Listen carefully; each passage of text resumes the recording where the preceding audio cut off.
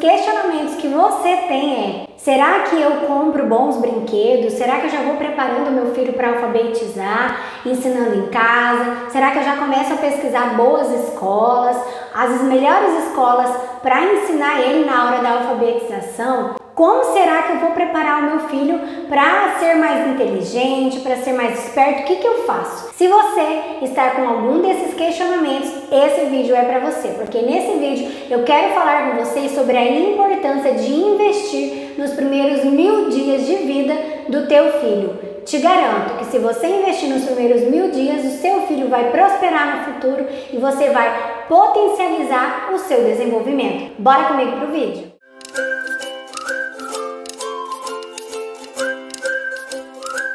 Oi, eu sou a Keila. Bem-vindos de volta ao meu canal Movimento Aqui de 100 Neura. É muito bom ter você aqui mais uma vez. Nesse vídeo vamos falar sobre a importância dos primeiros anos de vida da criança, os 1000 dias mais importantes do desenvolvimento do teu filho. Se você quer saber o que é esses 1000 dias, fica aqui que eu vou te explicar. Esse vídeo vai ser dividido em 3 partes. A primeira parte será o cérebro nos primeiros anos de vida da criança. A segunda parte será enxergar a criança de forma integral. E a terceira parte eu vou trazer 6 dicas de atividades para você fazer aí na sua casa com o teu filho pequeno nos primeiros 1000 dias de vida. Se você está chegando aqui agora, seja muito bem-vindo. Aqui no meu canal Movimento Aqui de 100 Neura, eu trago informações sobre desenvolvimento infantil na primeira infância para dar para você, mamãe, conhecimento para você ajudar o teu filho, para você estimular o teu filho em casa e também para você entender o jeitinho do teu filho, entender cada fase de desenvolvimento que ele passa.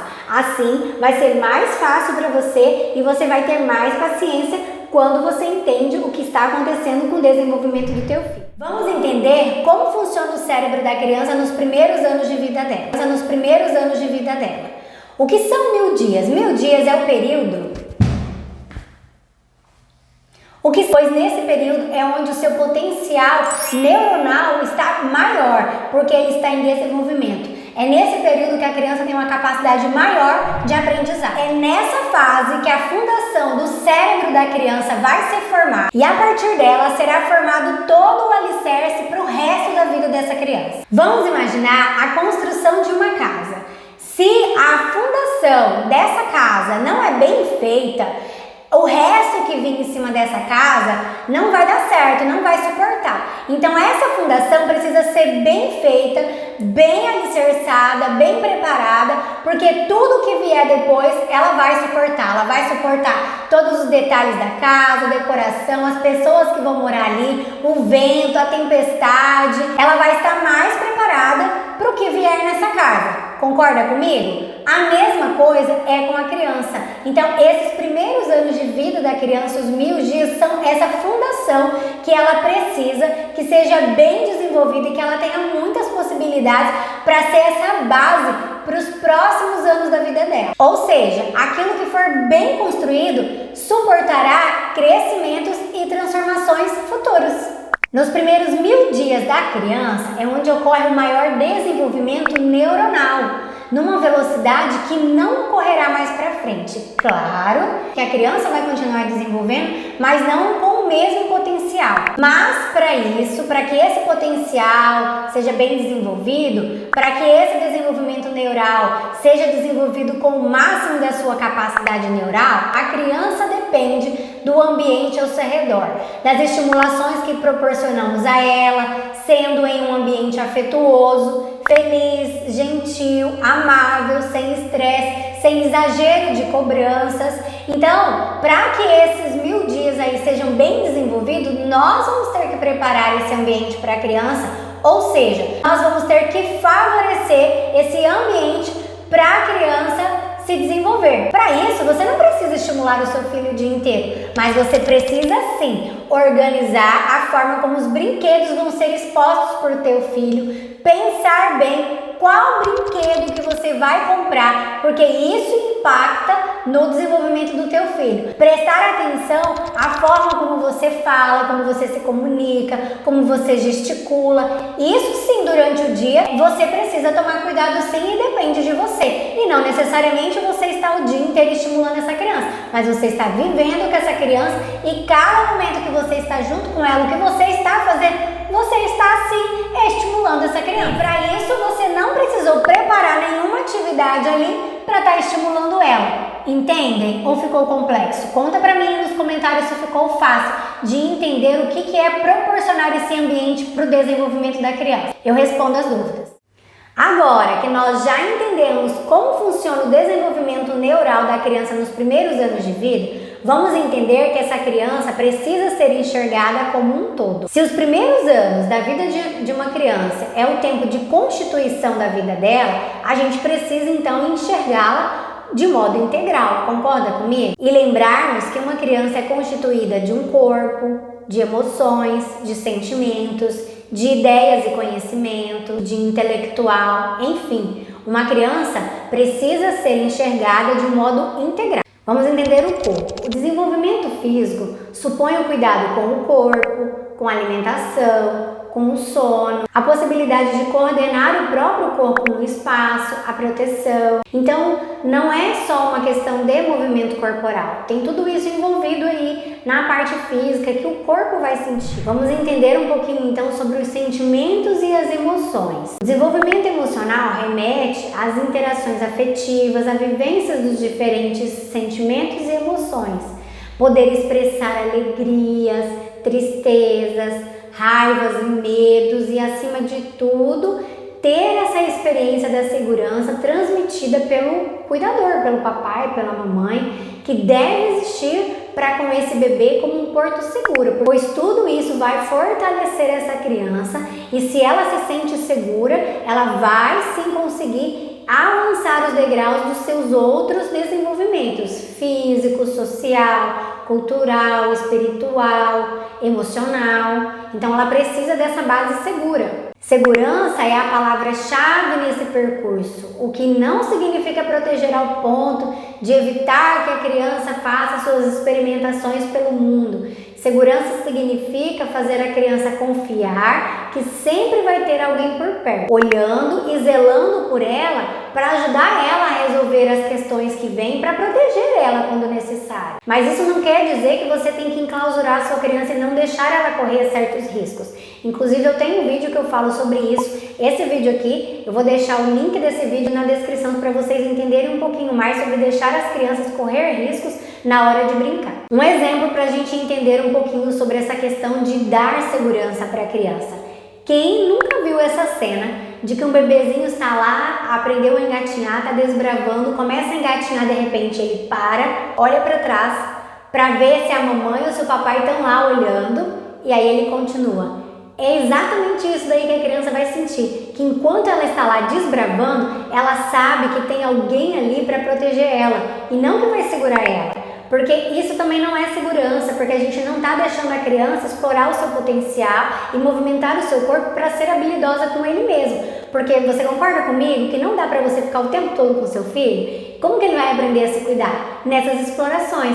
Então esse é um exemplo para a gente entender como que é formada essa questão da segurança no cérebro da criança. Próxima parte, ideias e conhecimentos. O desenvolvimento cognitivo diz respeito ao contato com as informações do mundo físico e do mundo cultural. Então, desde a criança aprender a dominar o próprio corpo, até ela aprender um novo idioma, até ela aprender sobre coisas da natureza, inventar histórias, fazer perguntas complexas. Se tem algo que é da natureza da primeira infância, é saber sobre as coisas do mundo. As crianças querem saber a sua origem, a sua funcionalidade, o seu destino, ou seja, quer saber da onde que aquilo veio, quer saber para que aquilo serve, qual que é a funcionalidade daquilo e para onde que vai ser destinado aquilo. Elas estão questionando a todo momento. É da natureza da primeira infância aprender, saber, questionar desde bebezinho. A criança já está interessada em descobrir e conhecer o mundo ao seu redor, as relações interpessoais, em conhecer o seu próprio corpo, o outro e o mundo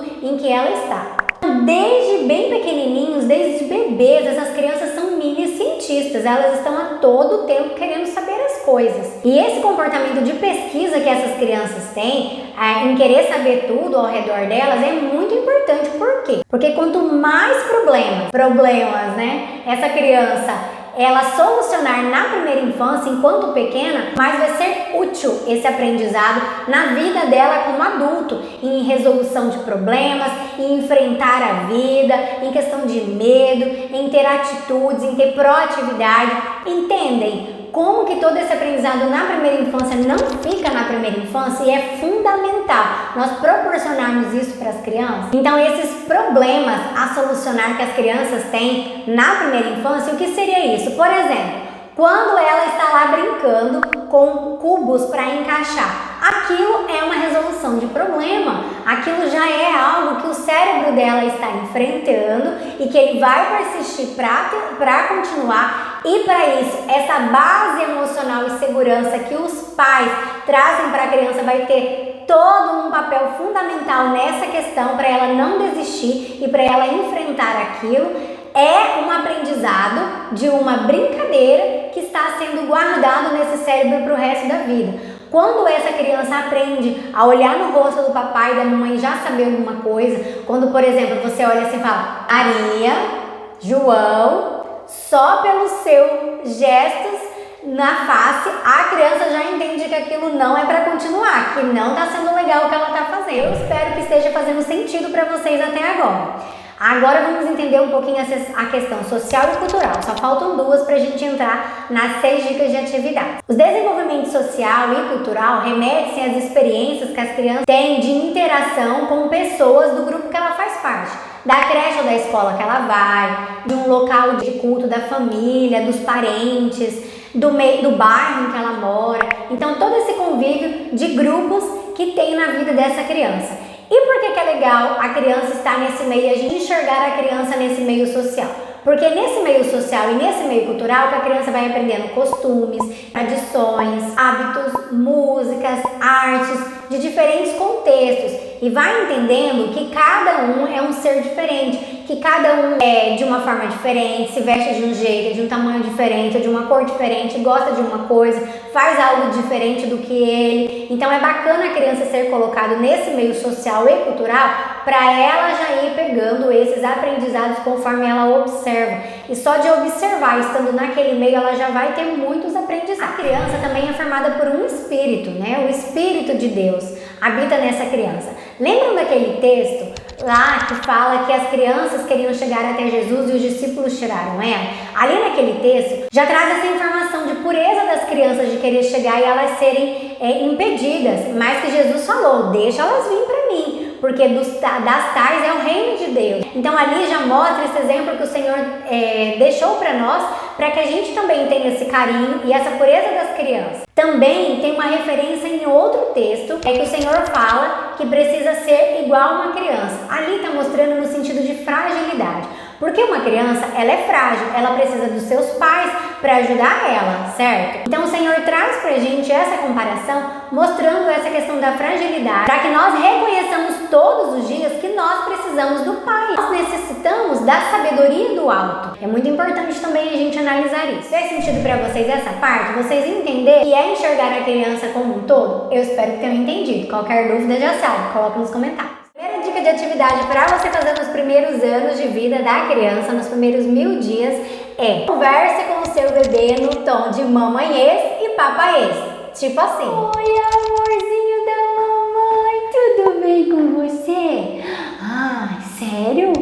É mesmo? Ai, meu Deus do céu, que cuti-cuti, Eita, gente, que eu tô precisando fazer umas aulas de teatro. Enfim, foi só para exemplificar. Por que é legal fazer isso enquanto se é bebê? Porque essa vozinha aí vai ativar no cérebro da criança essa questão de conexão entre mãe, filho, pai e filho. Então é muito legal fazer sim, enquanto é bebê. Depois, conforme que a criança vai crescendo, você vai falando as palavras de forma correta com ela, né? Mas aproveita sim esses períodos para fazer isso, porque a neurociência mostra que isso vai sim contribuir com o seu bebê e você vai ativar essas conexões entre pai e filho e mãe e filho. A segunda dica é massagem corporal. Faça massagem no seu filho. Não sei se você conhece a Chantala, mas essa é a Chantala. Se você não quiser fazer a Chantala, faça massagens do jeito que você consegue. Momentos em que a criança precisa dar uma relaxada. Por quê? Porque existem algumas informações nervosas na pele que só são ativadas pelo contato físico. Então é importante que você faça essa questão de contato com a criança, porque isso vai gerar amor.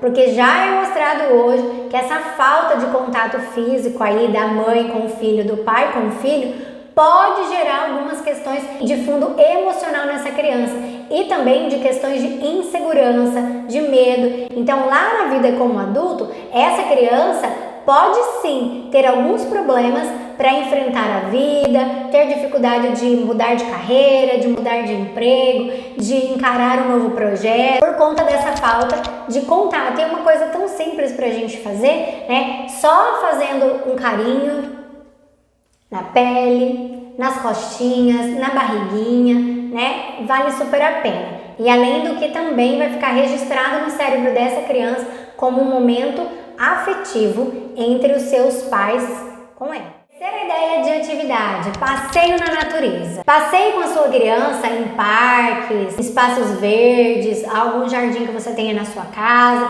ou pode ser na quadra da sua casa. Se você tiver jardim na sua casa, melhor ainda. Passa o pezinho dessa criança lá nas texturas diferentes das folhas que tem. Claro, desde que não tenha nada com espinhos, né, gente? Mas é legal por conta dessa questão sensorial que a natureza tem, que é a questão de cores diferentes, tamanhos diferentes, formatos diferentes, a audição, alguns barulhinhos que a gente encontra na natureza dos insetos, de pássaros.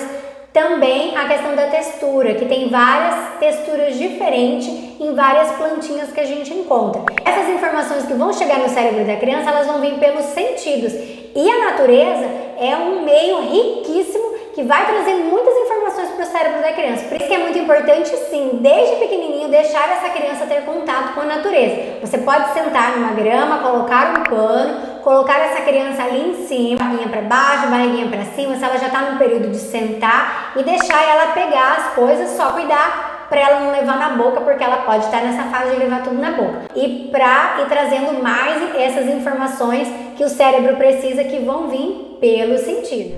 Antes de dar as 3 últimas dicas, eu peço para você, se você gostou desse vídeo, já deixe seu like para não se esquecer. Se você gostou do conteúdo que eu trouxe, quer saber mais sobre desenvolvimento infantil na primeira infância, já se inscreve nesse canal, aciona o sininho para você ser avisado quando tiver vídeo novo, beleza? Quarta dica, banho.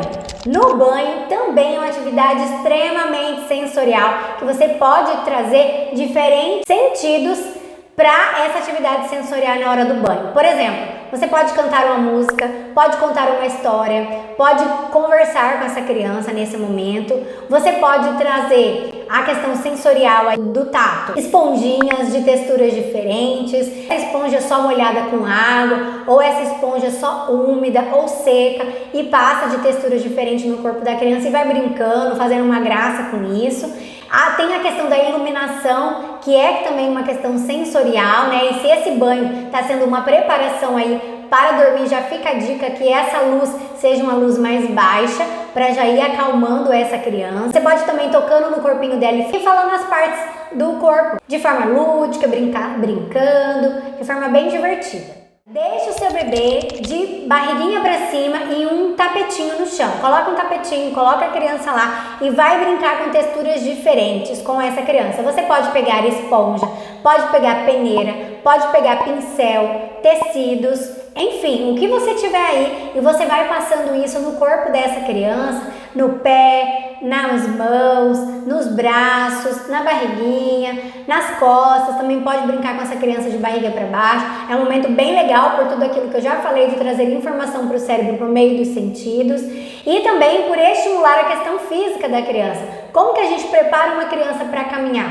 Deixando ela no chão, estimulando ela no tapete, de barriga para baixo, barriga para cima. São processos importantes para a gente começar a preparar lá para andar. Aí dentro dessa dica eu já indico para vocês o meu curso Movimenta Bebê, que pode te ajudar nessa questão de estimular o seu bebê e ir preparando ele para as fases futuras do caminhar. Eu vou deixar para você o link do meu curso na descrição desse vídeo, vai ajudar muito vocês. E a sexta e última dica é: leia livros todos os dias para o seu bebê. Pode ser livros curtinhos, Mas é muito importante todos os dias você ler livros para o seu bebê. Desde um mesinho você já pode fazer isso. Você pode ler a Bíblia, você pode ler historinhas infantis, historinhas bíblicas infantis, enfim, fique à vontade nesse momento. Ler para a criança é um baita estimulador, não só uma questão afetiva e ter momentos de qualidade e que vão ficar na memória dessa criança, como também fazer com que ela seja um comunicador. Então você pode ir lendo, fazendo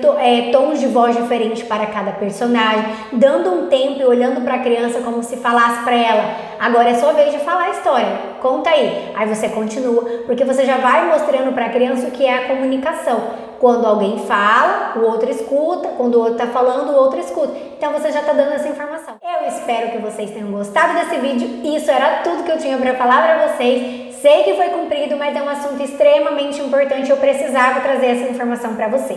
Conhece uma mamãe que está grávida, uma mamãe que tem neném pequenininho? Manda para ela esse vídeo que vai ajudar muito ela. Um beijo e eu vou te esperar no próximo vídeo aqui no meu canal. Tchau!